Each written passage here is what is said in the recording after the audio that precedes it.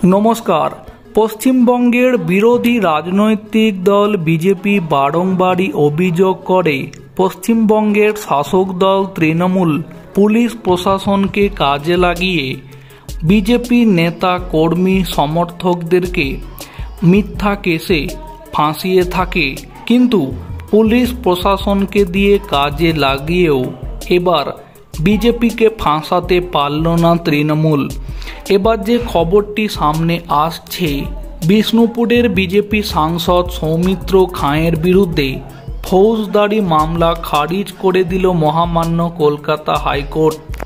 सम्पूर्ण खबरे जेमनटा जाना जाच्छे शुक्रवार कलकाता हाईकोर्टेर सिंगल बेंचे बड़सड़ आईनी स्वस्ति पेलेन बाँकुड़ा जिलार विष्णुपुरेर बीजेपी सांसद सौमित्र खाँ। सौमित्र खाँर बिरुद्धे एफआईआर खारिज करल महामान्य कलकाता हाईकोर्ट। कलकाता हाईकोर्टेर सम्मानीय विचारपति सुब्रा घोष खारिज करलेन एफआईआर। गत 2023 साले बाँकुड़ा जिलार सोनामुखी थाना एलाकाते एकटी अशांतिर घटनाय मामला दायर करा हयेछिलो विष्णुपुरेर बीजेपी सांसद सौमित्र खाँर बिरुद्धे।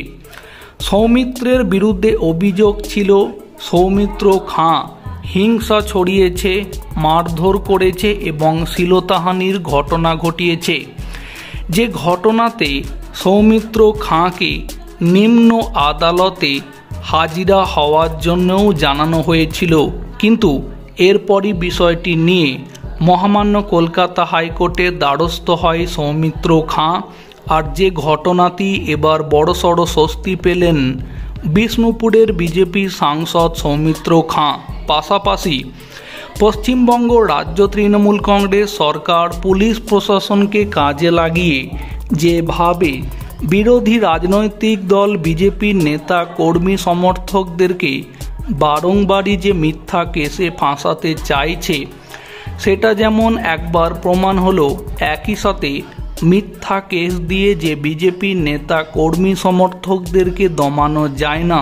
এদিন বিষ্ণুপুরের বিজেপি সাংসদ সৌমিত্র খাঁ মহামান্য কলকাতা হাইকোর্ট থেকে এফআইআর খারিজ হওয়ার পরে সৌমিত্র খাঁ লোকসভা ভোটের পরে যেন আবারও একটা নির্বাচনে জয় পেল বলেই মনে করছেন বিজেপির কর্মী সমর্থকেরা। তো প্রিয় দর্শক বন্ধু, এই খবরটির বিষয়ে আপনাদের কি মতামত থাকছে কমেন্টে জানাতে পারেন। ভিডিওটিকে সম্পূর্ণ করে দেখার জন্য অসংখ্য ধন্যবাদ।